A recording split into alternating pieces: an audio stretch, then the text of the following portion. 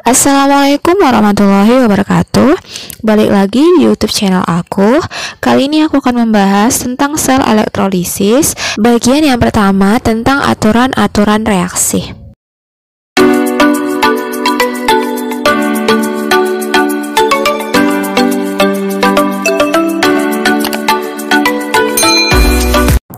Sel elektrolisis adalah sel elektrokimia yang mengubah energi listrik menjadi energi kimia. Pada sel elektrolisis berlaku Crowe-Knapp, di mana katoda itu reduksi, anoda oksidasi. Katoda itu negatif, anoda itu positif. Adapun langkah-langkah menuliskan reaksi elektrolisis itu adalah kalian uraikan reaksinya menjadi kation dan anion, sehingga reaksi di katodanya kalian lihat dari kationnya.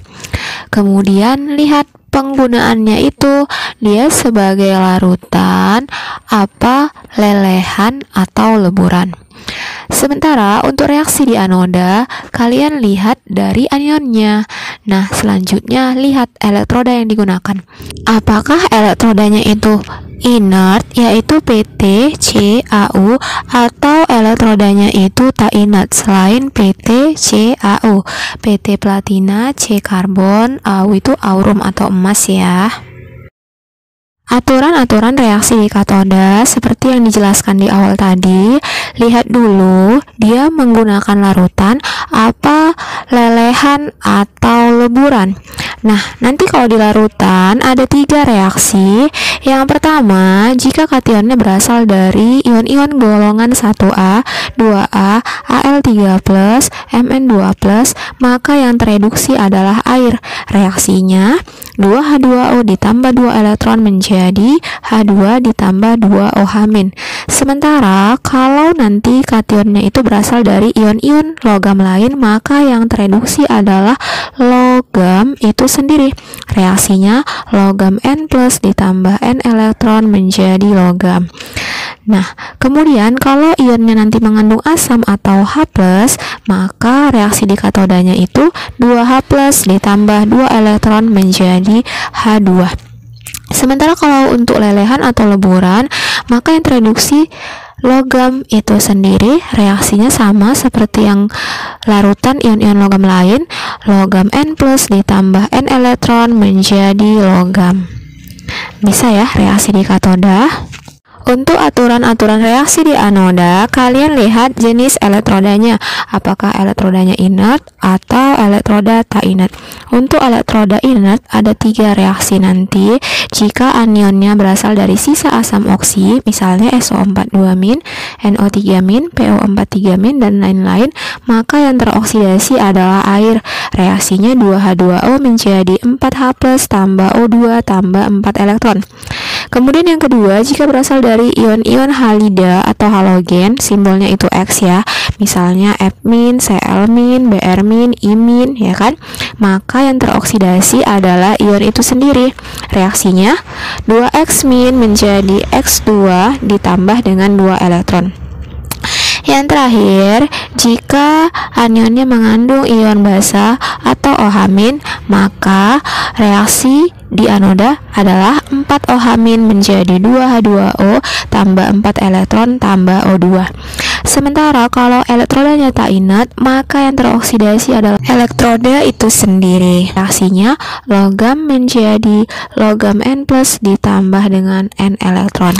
Nah, banyak ya aturan-aturan reaksi ya, baik di katoda maupun di anoda. Tetapi ini sebenarnya bukan untuk kalian hafal. Kalau kalian sering ngerjain soal, lama-lama kalian hafal dengan sendirinya. Kita masuk ke contoh soal nomor 1.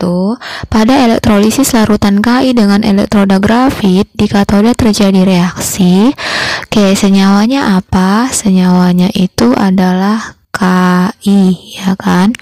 Kalau Ki kita uraikan menjadi K positif ditambah I negatif. Yang ditanya adalah reaksi di katoda. Ya kan, kalau reaksi di katoda kita lihat adalah kationnya atau ion positif ini, ya kan? Reaksi di katoda.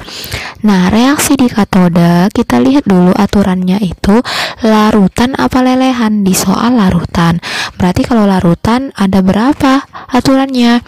Ada yang 1A, 2A, ALMN ya kan, terus selain itu baru asam. Nah, sekarang kita lihat ALMN tidak mungkin 1A. Ingat kembali ya kan, yang golongan 1A apa aja logam golongan 1A? Iya, libur, naik kuda, Rabu, Kamis free ya, free-nya fransium tidak radioaktif, litium, natrium, kalium, rubidium, cesium. Berarti kalium termasuk golongan 1A. Kalau golongan 1A yang tereduksi adalah air, maka reaksinya jadi 2H2O tambah 2 elektron menjadi apa? H2 ditambah dengan 2 OH-. Maka jawabannya yang benar adalah B. Gampang kan? Pada elektrolisis lelehan MgCl2 pada katoda dan anoda berturut dibebaskan. Senyawanya apa? Senyawanya MgCl2 ya kan. Kalau kita uraikan ini menjadi Mg2 plus ditambah dengan 2Cl-. Nah, yang jadi pertanyaan kan pada katoda dan anoda. Berarti pada katoda kita lihat kationnya, ini untuk katoda. Pada anoda kita lihat anionnya. Sekarang pada katoda dulu ya kan. Kalau pada katoda apa dulu yang kita lihat? Larutan apa? Lelehan. Di soal lelehan, berarti kalau lelehan apanya yang tereduksi? Langsung logamnya ya kan. Jadi logamnya apa? Ion logamnya Mg2+. Mg2+. Karena 2+, maka kita tambahi dengan 2 elektron menjadi Mg. Ya kan? Berarti di katoda Mg. Ya, berarti A-nya salah ya kan, B-nya juga salah karena di situ tidak ada Mg. Kalau pada anoda yang kita lihat itu adalah jenis elektrodanya. Kalau elektrodanya ya kan, elektrodanya di situ kan tidak ada disebutkan.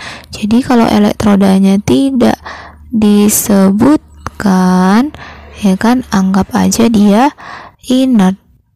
Nah, kalau inert ada berapa peraturannya?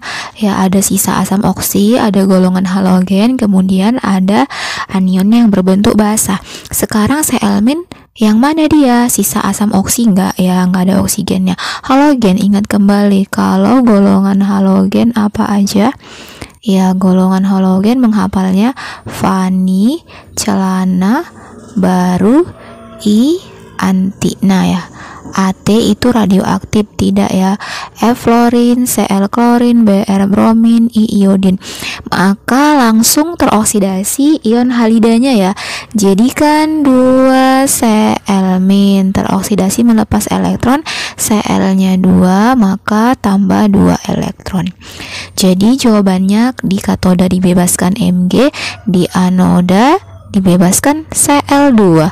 Maka jawabannya C. Bisa kan? Nomor 3, pada elektrolisis larutan tembaga 2 sulfat dengan elektroda tembaga di anoda terjadi reaksi. Nah, senyawanya apa? Tembaga 2 sulfat. 2 itu yang dalam kurung angka Romawi itu artinya biloks tembaga 2 atau tembaga 2+. Bisa kita tulis Cu2 positif ya kan?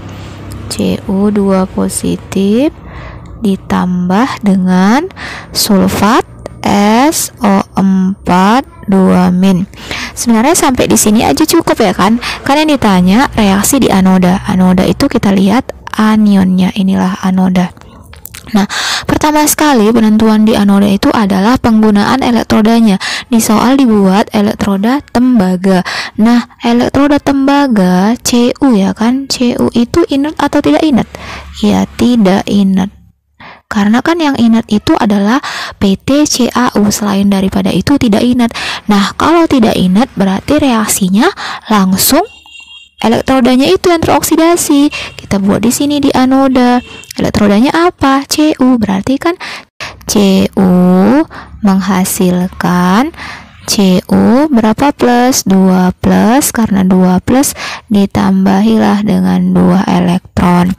Maka jawaban yang pas itu adalah B. Gampang kan? Jadi di sini reaksi di anoda Cu itu bukan karena tadi kationnya Cu, tapi karena elektrodanya Cu. Kebetulan di situ ya. Jadi kalau elektrodanya nanti misalnya besi, berarti kalian buat di anodanya itu besi yang teroksidasi. Kalau misalnya kromium yang teroksidasi. Kalau misalnya apa lagi? Aurum yang teroksidasi, begitu seterusnya ya. Yang penting kalau elektrodanya tidak inert, elektrodanya itu yang langsung mengalami reaksi oksidasi.